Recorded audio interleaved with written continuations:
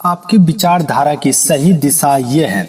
तो चलिए बात करते हैं अपने जीवन के प्रति। जैसी हमारी व्यक्तिगत भावना, दृष्टिकोण तथा कल्पना होगी, उसी के अनुसार हमारा मार्ग भी मृद अथवा कंकरश होगा। यदि एक व्यक्ति सुखी एवं समृद्ध, तो इसका प्रधान कारण ये है कि वह सदा सर्वदा शुभ भावना में निवास करता है। यदि कोई व्यक्ति क्लांत है, तो इसका विशिष्ट कारण यह है कि वह मन की वैज्ञानिक क्रिया को चिंता, संदेह, कृष्णता के कुत्सित चिंता में ही समाप्त कर देता है। सुख तथा दुख, समृद्धि तथा कुशलता, उदारता एवं मानव स्वभाव की उत्कृष्टता एवं निकृष्टता दो भूमिकाएं हैं। इन दोनों की प्रतीत अधिकांश में मनुष्य के व्यक्तिगत आदर्श, विचार धारा, मानसिक दृष्टिकोण, वातावरण तथा शिक्षा दीक्षा पर निर्भर है। एक व्यक्ति आशावाद के स्फूर्तिदायक वातावरण में जन्म लेता है, उत्साह और दृढ़ता की शुभ शिक्षा प्राप्त करता है, उत्कृष्ट विचार धारा में रहता है और श्रद्धापूर्वक अपने उज्जवल भविष्य पर दृढ़ विश्वास रखता है। दूसरा व्यक्ति संदेहान्वित और शंकाशील मन से अपना जीवन नाटक प्रभम करता है। वह प्रतिकूल प्रसागम में लिप्त रहता है। उसका जीवन पुष्प आद्र विकसित अवस्था में ही मुरझाने लगता है। अयोग्य एवं अभद्र वृत्तियां एवं अनिष्ट विचारों से ग्रस्त होने के कारण वह सदैव खिन्न एवं क्षुब्ध बना रहता है। सद्भावना के नियमों को यथोचित रीति से पालन न करने के कारण उसकी आत्मा मलिन, संक्रिय एवं अनुदार हो जाती है। अपने मानसिक प्रवाह को अनंत शक्ति के महासागर की ओर प्रभावित करने या न करने पर उसका आत्मिक पूर्णता, उसका सौभाग्य, सच्ची समृद्धि और आत्मिक वैभव निर्भर है। मनुष्य की शिक्षा, प्राकृत अभिलाषा, संस्कार एवं कल्पना राज्य पर उसका भविष्य एवं ऐश्वर्य निर्भर है। मनुष्य तो महान है, उत्कृष्ट तत्व का स्वामी है।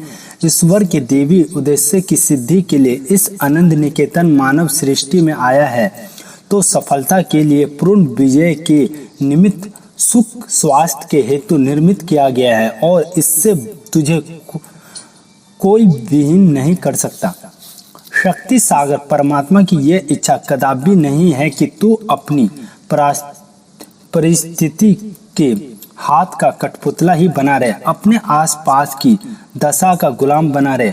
ए अक्षय अनंत अविनाशी आत्मा, तू तुच्छ नहीं है, महान है। तुझे किसी आवश्यकता का अनुभव नहीं करना। तू अनंत शक्ति का बृहद पुंज है। जिन साधनों को लेकर तू अवतीर्ण हुआ है वे अचूक है। तेरी अद्भुत मानसिक शक्तियां तेरी सेविकाएं। तू जो कुछ चाहेगा वो अवश्य प्रदान करेगी। तू उन पर पूर्ण श्रद्धा रख, वे तुझे उत्तमोत्तम वस्तुएं प्रदान करे। तू साक्षात पारस है, जिस वस्तुओं का स्पर्श करेगा अपनी आत्मा की शक्तियों द्वारा अवश्य स्वर्गवंत कर देता है। तेरा मन कल्प वृक्ष है, वो तेरी आज्ञाओं का पालन करेगा। तू तो अमृत स्वरूप है। तेरी तेजस्वी बुद्धि प्रतिबंधक इस पार से उस पार प्रविष्ट हो जाएगी। इस प्रकार की स्फूर्तिदायक शिक्षा पाया हुआ युवक संसार का संचालन करता है। उसके दर्शन मात्र से मृत प्राय व्यक्तियों में नव जीवन का संचार होता है। संसार ऐसे व्यक्ति का मार्ग सवे साफ कर देता है। दुनिया में वे अपनी अभिरुचि, आत्मश्रद्धा का प्रकाश करते हैं। संसार की विद्याओं में वही विद्या सर्वोपरि है जो हमें पोषक का शक्ति का संचय कराना सिखाती है तथा जीवन को स्थायी सफलता से विभूषित कराती है। एक दूसरा युवक है जिसे इस विद्या का तनिक भी ज्ञान नहीं है और जिसका कारण उसका सामर्थ्य क्षय हो चुका है, जो निषेधात्मक वायुमंडल में दुख, लाचारी, संकीर्णता के संकोचित मात्र क्षेत्र में बड़ा हुआ है। ऐसे व्यक्ति अपने विचार भी अत्यंत कमजोर रखता है। वह मन ही मन कहता है कि मैं बेकार हूँ, निर्बल हूँ, तू मुझसे दूर रह, मैं इस योग्य नहीं कि तुझे प्राप्त कर सकूं। मेरा जीवन वेदान, लाचारी और शंका का जीवन है। मैं नाचीज हूँ, तुच्छ हूँ, क्षुद्र हूँ। जो व्यक्ति ऐसी शिक्षा पाकर संसार में प्रवेश करता है उसका सर्वनाश दूर नहीं है। मन को संक्रिय रखने से विचारों में वास्तविक शक्ति उत्पन्न नहीं होती। उसके संचय से भय, उसके आत्मविश्वास की न्यूनता, उसकी डरपोक और निषेधात्मक शिक्षा दीक्षा उसकी कार्य शक्ति को पंगु बना देते हैं। आंतरिक प्रदेश में नशे ग्रीक रीति से चलने वाली आध्यात्मिक क्रियाएं की और मन से नेत्र एकाग्र रखने से विचारधारा यथार्थ उत्पन्न हो सकती है।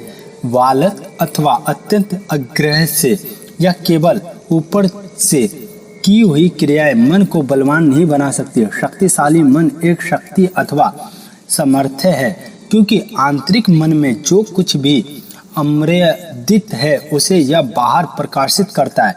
विश्व में सबसे अधिक महान कार्य अपने वास्तविक स्वरूप को पहचानना है। मनुष्य का शरीर कदाचित लघु प्रतीत होता है, परंतु उसका मन विश्व का एक महान आश्चर्य है। आत्मा बोध।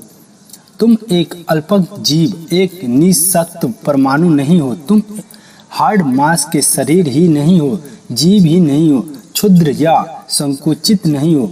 बर आत्मा, महान आत्मा, परम आत्मा तुम में देवी अंश विद्यमान है, पूर्णत भरी हुई है। तुम देवी संपत्ति के उत्तराधिकारी हो। तुम्हारा अद्भुतता और विशालता सर्वोच्च है। तुम ईश्वर की सर्वोत्कृष्ट विभूति हो। तुम्हें चाहिए कि तुम अपनी भावना में परिवर्तन करो। अपनी हीनतात्व की भाव पर विजय प्राप्त करने के लिए मन के विभिन्न व्यापार देखने वाला दृष्ट बनो। सर्वप्रथम अंत कारणों जमी हुई निम्न प्रवर्तिका उन्मूलन करो। फिर तुम जितना भी उच्च सोच सकते हो, जितना उत्कृष्ट आदर्श समूह उपस्थित कर सकते हो, जितना निर्मल हितकारक प्रकाश उद्भासित कर सकते हो, उतना करो। जैसे जैसे तुम हित की भावना पर चित्त एकाग्र करोगे, वैसे वैसे तुम मन के सामर्थ्यों को प्रकट करोगे और विश्वास रूप से महान बनते जाओगे। हितैषी विचारों पर अरूढ़ रहने से, उनका आविष्कार करने से मनुष्य की अभिवृद्धि होती है। तुम चाहे संसार में किसी भी स्थिति में क्यों ना हो, हितैषीता सदैव कल्याणकारी है। जब तुम अपने अंत हस्त में प्रदेश में पूर्ण रूप से शुभ भावना जागृत कर लोगे, विद्युत वेग से प्रभावित होने वाली मन की क्रियाओं को हितैषीता की दिव्य ज्योति से देदीप्यमान कर सकोगे, तब तुम्हें पूर्ण ज्ञान तथा अपूर्ण शक्ति का अनुभव होगा। हितैषीता की भावना द्वारा जितने अंशों में हम अपने जीवन का विकास कर सकेंगे, उतने ही अंशों में उसका यथार्थ उपयोग भी कर सकेंगे। जो मनुष्य अपने अंत कारणों की निकृष्ट भावनाओं को तिलांजलि देकर उच्च आत्मा प्रदेश में प्रविष्ट हो जाता है, वह अपने हृदय में प्रवाहित होने वाले गुप्त सामर्थ्य के अवरोध स्रोत को पुनः तीव्र कर देता है। विचारों को उत्पन्न करने वाली कल्पना शक्ति मानव सर्जन शक्ति है। यदि हमें उच्च विचारों का निर्माण करना है और विशेष विशाल वस्तुओं की रचना करनी है, तो हमें अपना कल्पना शक्ति को निर्मल हितकारक तथा उदार बना लेना चाहिए। ये अवस्था शनै शनै अभ्यास से प्राप्त होती है। जब जब अनिष्ट मनोवेग चित्त को व्याकुल करते हैं, तब तब दृष्टा मन से पृथक होकर दुष्कामनाओं के प्रभाव पर अपने ज्ञान चक्षु स्थिर करता है। इससे दुर्विचार श्रृंखला टूट जाती है और समस्त मानस व्यथाओं का अंत हो जाता है। तीव्र प्रभाव में प्रभावित क्षुद्र तेनके की तरह बहाव में यूं ही बह जाने के लिए तुम नहीं बने हो। तुम महान पिता के महान पुत्र हो। तुम्हें पुष्ट हाथ पैर प्राप्त है, जिनके द्वारा तुम स्वपथ निर्माण करते हो। तुम्हें उत्कृष्ट मानसिक एवं आध्यात्मिक शक्तियां उपलब्ध है, जिनसे तुम अपना लक्ष्य निश्चित कर सकते हो। सुबह अपने भाग्य की रचना करते हो। भाग्य चक्र की त्रिज्यू अथवा कुटिल गति में तुम्हारा अपना ही उत्तरदायित्व निहित है। तुम जो बोते हो वही काटते हो। अपनी उन्नति के पर्वत पर तुम्हें खुद अपनी सहायता से चढ़ना है। तुम्हारे मस्तिष्क में जिस अद्भुत प्रतिभा के बीज पड़े हैं उन्हें स्वयं ही उद्योग के बल से तुम्हें अंकुरित, पल्लवित एवं पुष्पित करना है। अपने आत्मा को तुम्हें स्वयं ही जागृत करना है। मनोविकारक के तूफान से तुम स्वयं ही अपने आप को मुक्त कर सकते हो। जब तक तुम आत्मा तेज को प्रकट नहीं कर लेते तब तक बाहर की कोई शक्ति तुम्हारी सहायता नहीं करेगी। संसार के अन्य उत्कृष्ट शक्ति संपन्न महापुरुषों ने जो अद्भुत कार्य किया है उन जैसे कार्यों को संपदा करना कदापि दुष्कर नहीं है। विचार करो, सोचो, तुम किस बात में पिछड़ रहे हो। तुम्हें ज्ञात होना चाहिए कि परमेश्वर ने सबको समान शक्तियां प्रदान की है। ऐसे नहीं कि किसी में अधिक या न्यून है। परमेश्वर किसी के साथ अन्याय नहीं करता। सब शक्तियां तुम्हारे अंदर विद्यमान हैं। तुम उन्हें जागृत करने का कष्ट नहीं करते। किसी विशेष शक्ति से कार्य न लेकर तुम उसे कुंठित कर डालते हो। दूसरी ओर किसी विशेष दिशा में अपनी शक्ति का प्रभाव मोड़कर तुम उसे अधिक परिपुष्ट एवं विकसित कर लेते हो। निज शक्तियों को जागृत तथा विकसित कर लेना अथवा उन्हें शिथिल, पंगु, निचेष्टता बना डालना सुबह तुम्हारे ही हाथ में। स्मरण रखो, संसार की प्रत्येक उत्कृष्ट वस्तु पर, हर एक प्रतिभा संपन्न, आश्चर्यचकित कर देने वाली वस्तुओं पर तुम्हारा जन्म सिद्ध अधिकार है। यदि तुम अपने मन के गुप्त महान सामर्थ्य को जागृत कर लो और लक्ष्य की ओर प्रयत्न, उद्योग और उत्साहपूर्ण अग्रसर होना सीख लो तो जैसे चाहो वैसे आत्मनिर्माण कर सकते हो। मनुष्य जिस वस्तु की आकांक्षा करता है उसके मन में जिस महत्वाकांक्षाओं का उदय होता है और जो आशा पूर्ण तरंगे उठती है वे अवश्य पूर्ण हो सकती है यदि वो दृढ़ निश्चय द्वारा अपनी प्रतिभा को जागृत कर ले। अतएव प्रतिज्ञा कर लीजिए कि चाहे जो कुछ हो आप एक कार्य अवश्य में करेंगे, वो यही कि अपनी शक्तियों को ऊंची से ऊंची बनाएंगे। प्रत्येक दिन अपनी योग्यता, अपनी विलक्षणताएं में अभिवृद्धि करते रहेंगे।